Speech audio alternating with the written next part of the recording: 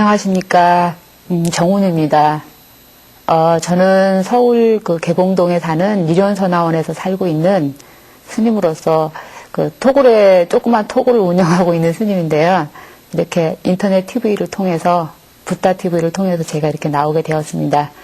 어떤 우리가 지금 여기 당장 앞을 통해서 보이지는 않지만 좋은 인연으로 서로 만났다는 것에 대해서 저는 정말 부처님께 감사드립니다.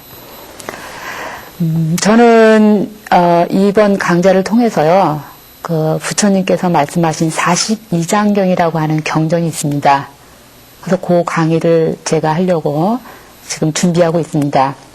그래서 오늘은 일단 첫 강의로서요, 34장에 있는 그런 중도 사상에 있는 관항인데요. 우리가 부처님께서는 물론 중도 사상을 많이 말씀을 하시고 제자들한테도 법을 설하실 때 중도 사상을 말씀하셨지만 꼭 지금 이 42장경에 있는 요 중도 사상은 우리가 살아가면서 조화로운 삶이라든가 어떤 수행의 어떤 그런 균형 잡힌 방법을 말씀하고 있습니다. 그래서 일단 34장에 있는 먼저 원문을 한번 보고요. 그리고 제 나름대로의 말씀을 드리겠습니다. 사문야송 가섭 불유교경 기성비기니라 사해약태 불문지왈 여석제가 증의하업 대왈 애탄금이라 불언 현안여화 대왈 불명의라 현금여화 대왈 성절의라 급안득증여화 대왈 제음보이라 불언 사문학도여견 심약조적 도가득이라 어도약폭 폭죽심피 기신약피 의직생내라 의약생내 행즉태의 기행기태라 제필가의 단청정안락 도불실의라 했습니다. 지금 여기에 나와 있는 한문은요, 굉장히 의외로 쉽고 해석하기 굉장히 편안한 해석입니다. 다시 한번 한 줄씩 제가 해석을 해드리겠습니다. 사문야송 가섭불유교경 기성비긴 사해욕태라 했습니다. 그래서 한 사문이, 그러니까 사문이라 하면은 스님을 말합니다. 한 스님께서 어느 날 밤에 가섭 부처님의 유교경을 이렇게 독송을 하고 있었다. 그런데 그 소리가 매우 슬프고 후회하는 마음이 깃들어 있었다. 그래서 이 스님께서 다시 세속으로 돌아갈 마음을 가지고 후회하는, 내가 출가한 것에서 후회하는 마음을 가지고 있는 듯해 보였다 했습니다. 그래서 불문지왈 여석제가 증의하업 대왈 애탄금이라 했습니다. 그래서 부처님께서 그 한 사문에게 묻기를, 너가 옛날에 속가에 제가에서 살 때 어떠한 일을 하였는고? 라고 물었습니다. 그때 사문이 대답하기를, 저는 검은고 타는 것을 좋아했습니다. 라고 대답했습니다. 불언 현안여화 대왈 불명의라. 부처님께서 그런 묻기를, 그렇다면은 검은 고추를 너무 느리게, 너무 느슨하게 한 적은 어떡한가? 라고 물었습니다. 대왈 불명의. 그랬더니 사문이 대답하기를, 너무 느슨하게 한 적은 소리가 울리지 않습니다. 라고 대답했습니다. 현금 여하 대왈 절명의라. 그렇다면은 그 검은 고추를 너무 지나치게 팽팽하게 한다면은 또 어떻겠느냐라고 물었습니다. 그랬더니 사문이 대답하기를, 그렇게 하면은 소리가 끊어지는 것 같습니다. 라고 대답했습니다. 급안득증 여하 대왈 제음보이라. 그렇다면은 검은고 줄을 너무 팽팽하지도 하지 않고 그렇다고 너무 느슨하게 하지도 않는 그럴 때는 가장 적절하게 조화롭게 소리를 했을 때는 어떠한가? 라고 물었습니다. 그때 사문이 대답하기를 모든 그 소리가 검은 고 소리가 굉장히 고르고 아주 알맞게 나옵니다. 라고 대답했습니다. 불원 사문 학도 여견 심약 조적 도가 득이라.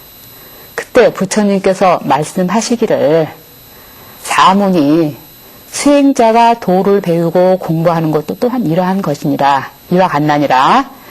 그래서 마음이 만약에 조절되어 있고 안정되어 있고 거기에 바탕이 잘 조절되어 있다면은 마음이 그 도는 가히 얻기 쉽나니라 했습니다. 어도 약폭 폭즉 심피 기신약피 의직 생내라 했습니다. 그래서 만약 도에 나아가는데 내가 수행을 하는 데 있어서 너무 긴박하거나 어떤 긴장된 감을 가지고 있다면은 그렇게 한즉은 내 몸이 굉장히 피곤할 것이요. 그 몸이 만약에 피곤하고 몸을 너무 괴롭히게 된다면은 마음에 괴로운 바가 되느니라 했습니다. 그래서 의약생내 행즉태의 기행기태 제필가이라 했습니다. 그래서 마음이 만약에 괴로운 것이 이렇게 생기게 된다면은 그러한 즉은 수행에 반드시 퇴보하게 되어 있느니라. 그러니 이미 수행이 퇴보하려고 마음을 먹는다면은 그건 수행자로서 죄는 반드시 가에게 더해지게 되느니라. 단 청정 안나 도불실이라. 그러니 마땅히 수행자는 마음을 청정하고 안락한 마음을 가져야 바로 그때서야 도는 가히 잃지 않나니라 라고 말씀하셨습니다. 저는 요 말씀은 물론 부처님께서는 제자들한테 분명히 수행자, 그 당시에 출가 수행자들한테 분명히 일렀지만은 실은 이 법문은 꼭 출가 수행자만을 위한 가르침은 저는 아니라고 봅니다. 그래서 저는 요 부처님께서 마신 중도서를 세 가지 차원에서 제가 생각해 보았습니다. 첫 번째는 지금 부처님께서도 여기에서 말씀하신 그 수행 차원에서 중도입니다. 그러니까 수행을 할 때 너무 긴박한 마음을 갖는다든가 너무 게으름을 핀다든가 너무 느슨한 마음을 갖지 말라고 하는 그런 차원입니다. 그래서 요와 유사한 지금 이 42장경에 있는 이야기와 유사한 내용이 실은 그 경전에 많이 나오고 있습니다. 우리가 초기 경전이라고 할 수 있는 아함경에서도 나와 있는데 자바함경에서도 가장 유명한 이야기가 있습니다. 자바함경에서도 비구 소냐가 굉장히 막 수행에 진척이 없고 아무리 수행을 해도 깨달음에 이르지 못하고 그러자 굉장히 괴로운 마음을 냈습니다. 그래서 괴로운 마음을 내고 다시 집으로 돌아갈까 하고 이렇게 비구 소냐가 그러면서 그렇게 하자 실은 부처님께서 이 비구 소냐한테 또 해준 말이 지금 제가 말씀드린 말하고 비슷한 말이 있습니다. 검은고 조율을 알맞게 조절하면은 음이 잘 나올 수 있는 것처럼 수행도 마찬가지다 이 말이죠. 그래서 지나치게 몸을 핍박해서도 안 되지만 그렇다고 너무 수행을 또 게을리해서도 말라고 하는 그런 중도 사상을 말씀하셨는데 지금 이 이야기는 자바함경에도 있습니다. 또 그 이외에 증일아함경이라고 하는 경전이 있는데 실은 증일아함경에도 이와 비슷한 얘기가 있습니다. 거기에서는 우리가 그 부처님의 10대 제자라고 할 수 있는 천안제일 아나율 존자가 있습니다. 실은 이 천안제일 아나율 존자가 좀 게으름을 피고 뭐 이렇게 좀 수행을 조금 느슨한 감을 보였어요. 그래서 부처님께서 아나율 존자를 하늘은 불러서 수행을 너무 게을리 하지 말고 열심히 정진해야 된다고 그런 경책을 한번 주셨습니다. 그때 아나율 존자가 부처님께 너무 죄송스러운 마음도 들고 수행자로서 게을름을 피웠다라고 하는 것에 조금 좀 불편함을 느끼고 나서 굉장히 열심히 수행에 정진을 하였는데 전혀 몇 날 며칠을 잠도 안 자고 계속 수행에 너무 지나치게 정진을 하셨어요. 그래서 몸에 막 완전히 병이 생기고 그저께 정도로 하셨는데 결국은 이 아나율 존자와 결국은 눈이 멀게 되었어요. 잠도 안 자고 몇 날 며칠을 계속 수행한다고 앉아있다 보니까 눈이 멀게 되고 그래서 이 아나율 존자가 그 아나율 존자를 보고 부처님께서 수행이라고 하는 것은 자기 몸과 어떤 마음의 조절을 잘 따라서 그리고 너무 급하게 하지도 말고 그렇다고 너무 느슨하게 게으름 피지도 말라고 하는 이런 길인데 이 실은 천안 안하율 존자를 보고서 부처님께서 또 말씀하셨던 게 중도설입니다. 그러니까 아마 부처님 당시에는 아마 이렇게 여러 제자들이 있다 보니까 아마 열심히 하는 수행자도 있었던 반면에 또 이렇게 게으름 피우는 수행자도 또 덜어 있었는가 봅니다.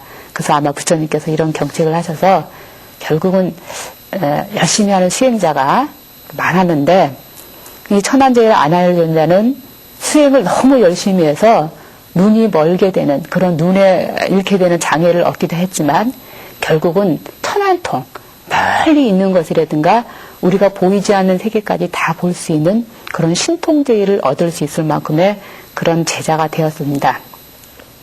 그런데 일단은 저는 아까도 수행 차원에서 지금 제가 중도설을 얘기했지만 우리가 꼭 중도라고 하는 게 우리 인간의 마음한테는 옳고 그르고 뭐 누군가는 밉고 누구는 예쁘고 어떤 거는 뭐 아름답다라든가 선하다든가 추하다든가 이런 극단적인 분별심이라든가 우리 인간의 마음한테는 그런 이중성이 다 있습니다. 그거는 어떻게 보면 인간이 가지고 있는 가장 기본적인 욕망이고 인간이 욕구하는 욕망이 우리가 가장 이중성을 다 가지고 있다는 거죠. 근데 그런 이중성들을 우리가 하나로 만들어가는 작업이 우리가 부처님께서 말씀하셨던 그런 중도가 아닌가라고 생각됩니다.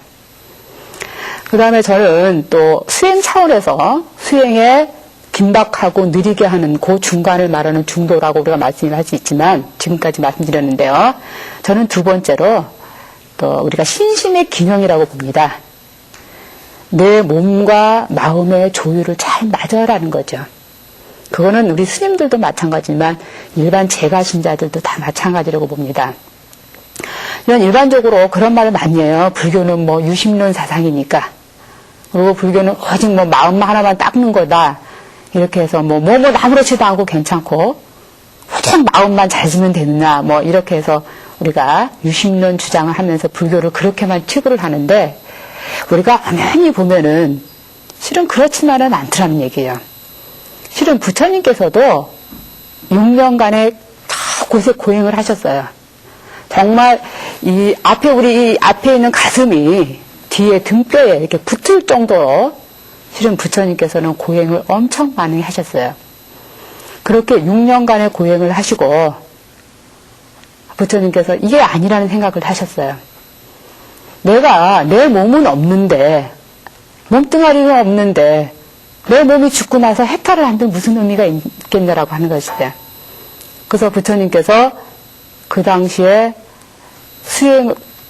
아주 고행을 정말 얼마나 고행을 열심히 하셨는지 그 당시에 고 오비구 부처님의 제자가 있었는데 부처님의 바로 제자는 아니지만 부처님의 아버지 정반왕이 이 시다르타 그러니까 출가 성불하기 이전에 시다르타 곁에서 같이 수행해달라고 하는 오비구가 있었는데 그 오비구가 얼마나 부처님이 고행을 하고 열심히 수행을 하니까 부처님을 너무너무 존경을 하셨어요.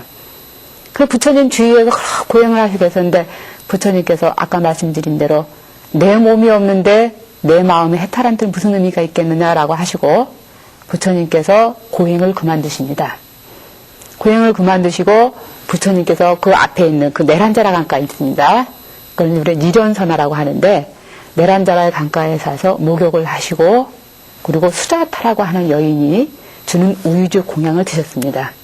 그러니까 부처님께서 너무 몸이 핍박해진 상태가 있었기 때문에 아마 이제 공양을 받아 드셨는데 우리 일반적으로 볼 때는 뭐 그게 무슨 문제가 있었겠냐 이러지만은 그 당시에 수행자들은 공양을 받아 먹는다든가 목욕을 한다는 것은 수행에 굉장히 어긋나는 걸로 되어 있습니다. 그래서 부처님께서 그때 하신 말씀이 아까 말씀드린 대로 무조건 고행만 해서는 안 될 거라는 거 해서 이제 고향을 드리는데 그래서 우리가 요거를 우리가 일반적으로 굉장히 획기적인 우리가 무슨 역사를 얘기할 때 획기적인 발상이다. 아니면 뭐 코페르쿠스의 발상이다 이런 말 하는데 지금 부처님께서는 이 당시에 목욕을 하시고 우유주 공양을 드셨다는 소리는 그런 사상 우리가 얘기합니다.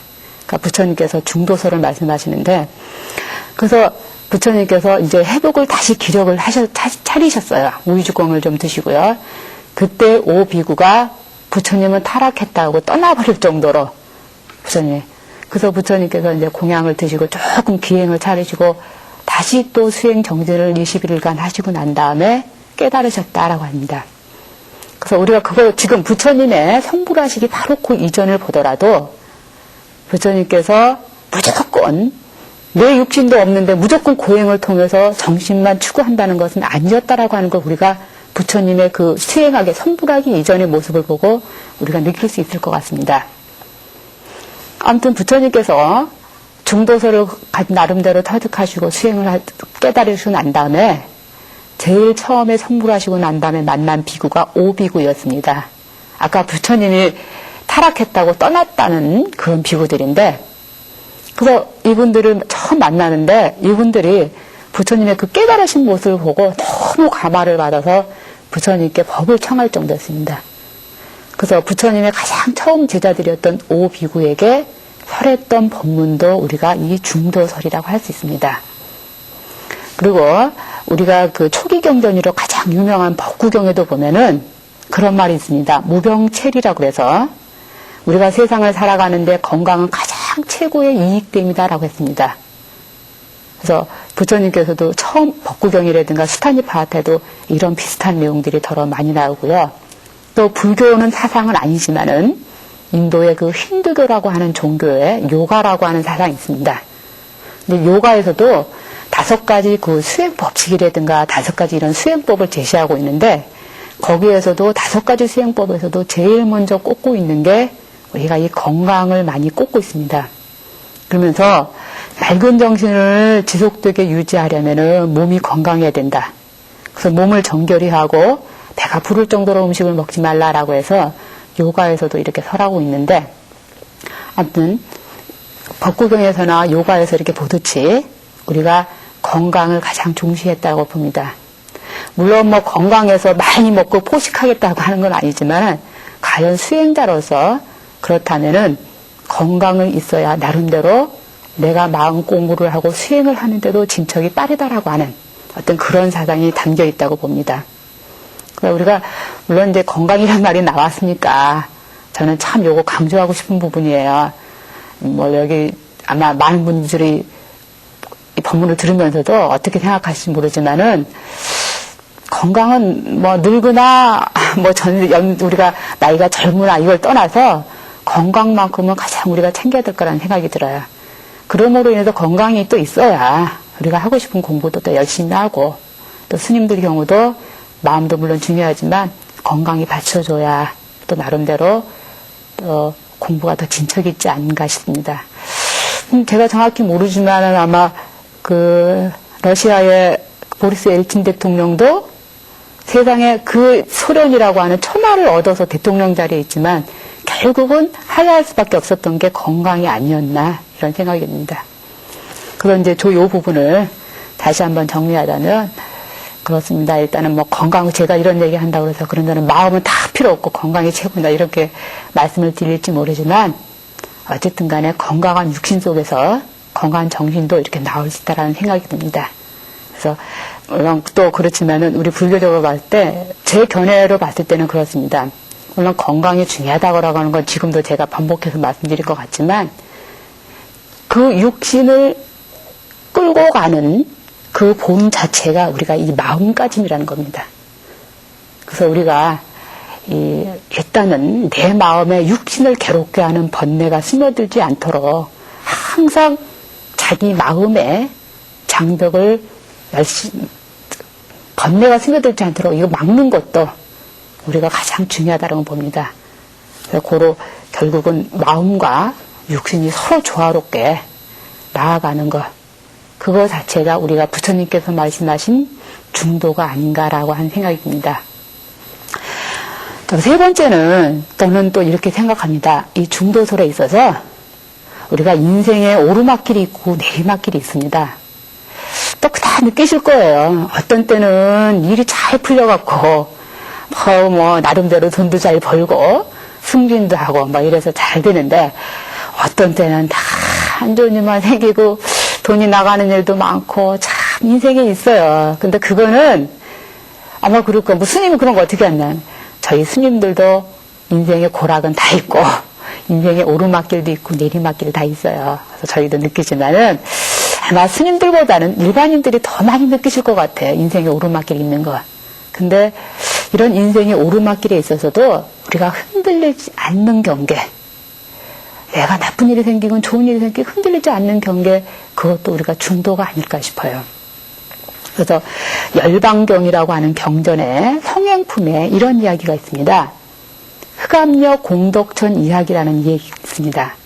근데 그 이야기는 어떤 거냐면 참 재밌어요. 어떻게 보면 열방경이 그렇게 좋은 얘기를 싣고 있을까라고 아주 의아할 정도로 참 기가 막힌 내용이에요.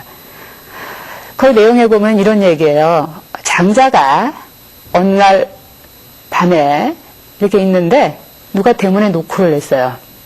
그래서 이렇게 문을 열어보니까 하얀 아주 아름다운 천사 같은 아리따운 옷을 입은 아가씨가 서 있어요.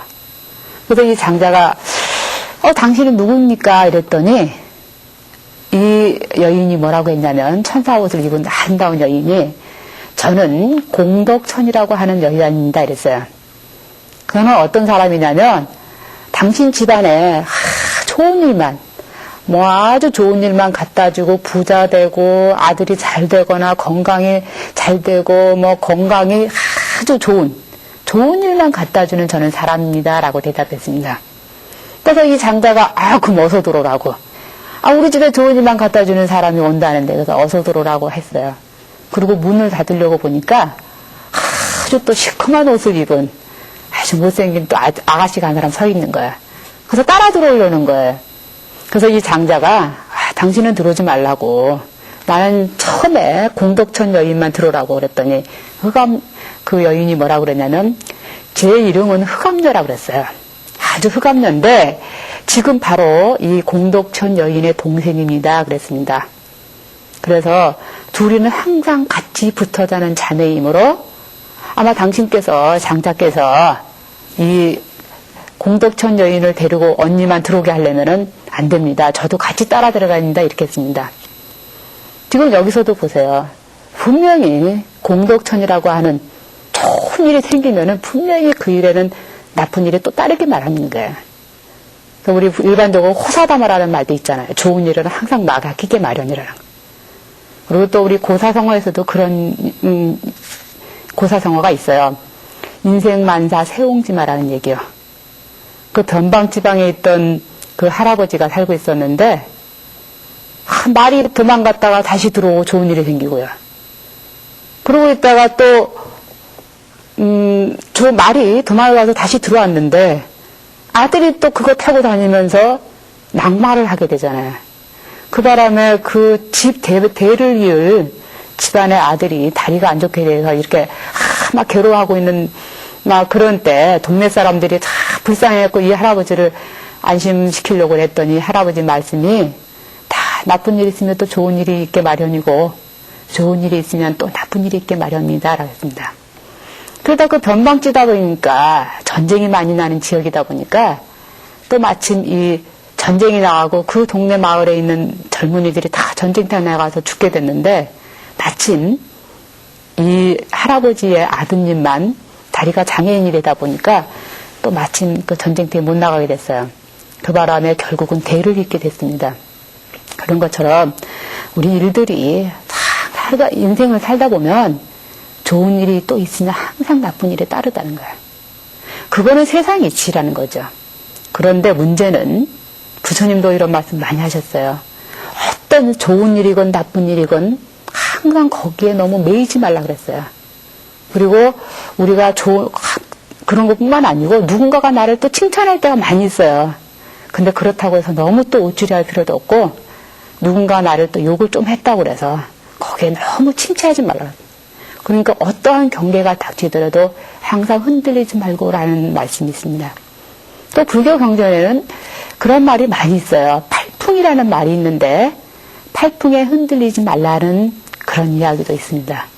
그래서 제 나름대로는 우리가 인생에 살면서 오르막길이 있고 내리막길이 분명히 있게 마련인데 그런 어떠한 오르막길이고 내리막길이건 우리가 흔들리지 않게 사는 것도 부처님께서 말씀하신 중도설이 아닌가 싶습니다. 그래서 스님께서 말씀하신 이 중도를 저는 수행 차원에서 수행을 너무 긴박하게 한다거나 너무 느리게 한다거나 이런 것이 아니거나 그렇게 해야 되고 또 몸과 마음을 잘 조절하고 그다음에 우리가 인생을 살면서도 좋은 일이건 나쁜 일이건 너무 얽매이지 않게 살아가는 것 어찌 보면은 이러한 것들이 우리가 부처님 말씀하신 중도설이 아닌가라고 제 소견은 그렇습니다. 오늘 강의는 이만 마치겠습니다.